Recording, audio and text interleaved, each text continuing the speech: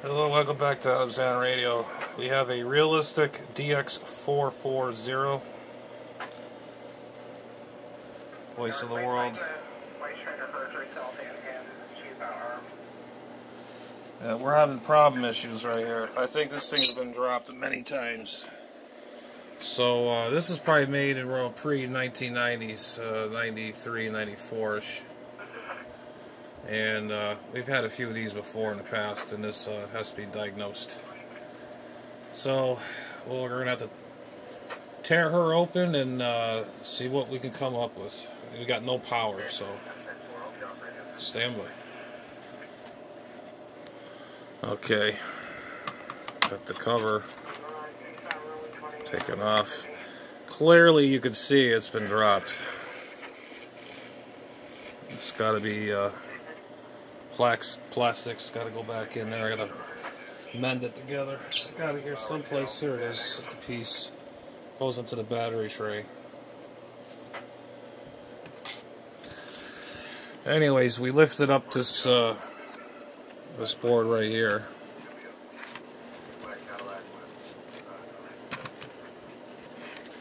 And it's pretty dirty inside.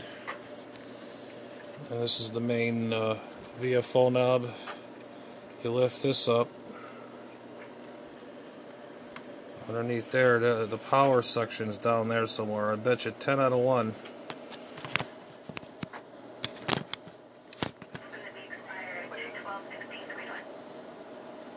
Got a cold solder joint in there.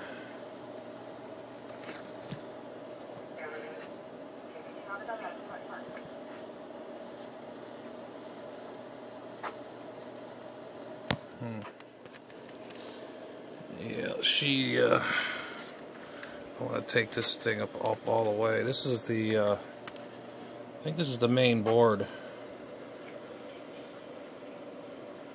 And, I just don't want to pull it too hard because you'll, pull all these little ribbon cables out. Is that hair or is that a crack in the board I see?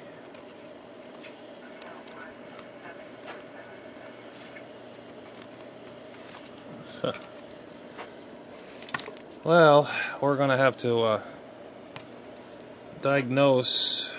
I think the cable that goes to here is to the power button. This cable here goes down to here. This is the main ribbon cable. It goes to the power button right here. I guess this is the side. Now, where's the power button?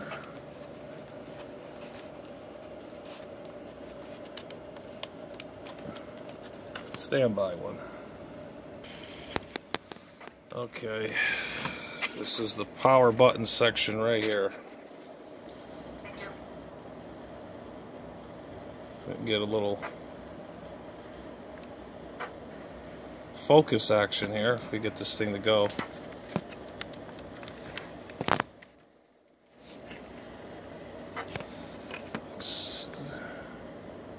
Looks like we got a crappy solder joint in there.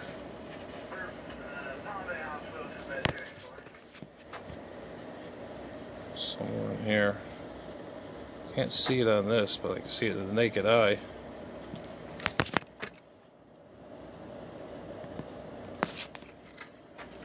Yeah, someone's been in here before. There's solder blobs everywhere.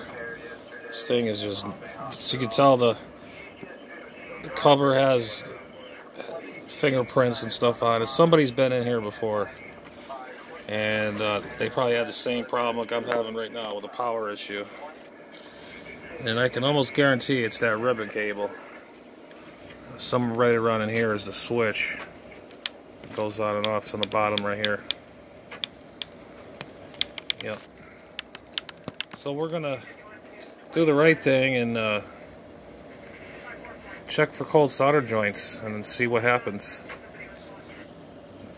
So stand by. Alright, we got this thing spread up and got it propped up, the board propped up, as you can see. And the switch is right here. And I'm going to check for cold solder joints and everything in there. Let's see if that will just clear it all up. Gotta warm up the old iron. Stand by. Alright, we just diagnosed. We have one here. It ain't gonna show up on the camera, but there's like a cut there.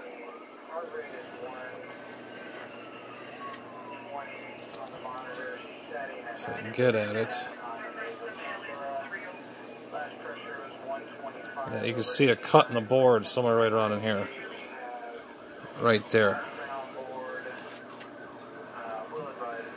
That solder joint is bad. And there's a couple here and the switch is bad. And you move it around, it'll start doing all kinds of funky things. I think we got a loose joint in here. So this thing's, this radio has been taking a hit. And then I have to replace or remend the battery compartment, which I do have. This compartment, and then as you can see, there's the other piece is missing is from the inside on the side there. It's like someone tried to fix it before but didn't succeed very well. It's a shame. This is a nice radio, but once I get it going, it'll be fine. Then I gotta put the antenna back on and all that stuff. So anyways, we're gonna start soldering up this area here and over in here, or the button. These are pretty problematic for that situation. Stand by. Okay, well, we soldered a few things here on the board, right here, and I think we got the, let's see, there's the switch.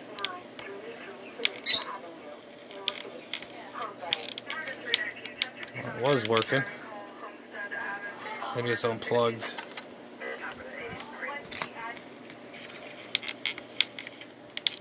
Hang on, stand by. Oh, we got it.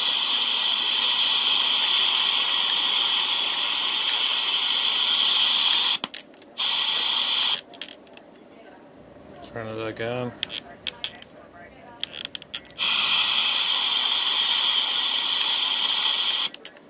Yeah, those switches are really problematic. They're really a pain in the arse. So we got to clean this thing up and put her back together and call it a done deal. But everything else looks pretty good.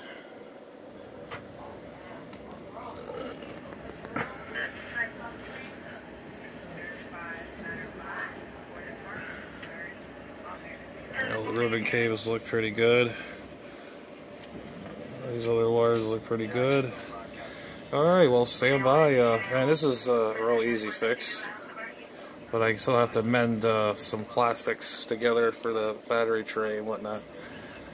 And attach the antenna and all that other garbage. Stand by. Alright, well, we got this part all straightened up, buttoned it all up. And glued that corner end with some, you ain't gonna see that, but it's high temperature plastic glue. And in here you can't even tell it was broken.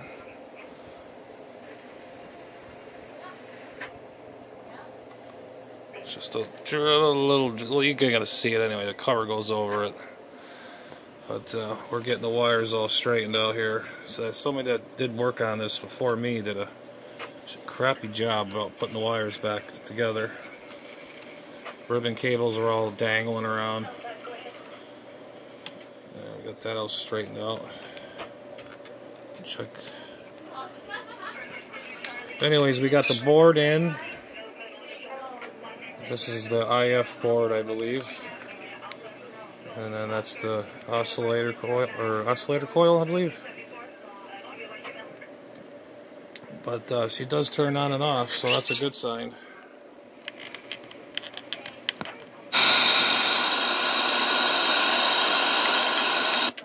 There you go. So that's what that is. Now we gotta hook the antenna back up and wipe her down, clean her down. And see how she performs tonight. These buttons are always problematic. I don't know why. It's a cheaply built switch. It's like a bubble button inside of over this. But what I did when this board was out, I just soldered the whole section of that switch, so everything looks pretty good. And now left I got to do is solder that antenna lead back onto the chassis there, which I repaired. All right, well, we'll be right back, and we'll see what happens here. Permitting here. Hang on. Oh, we got everything all back together. So much tight.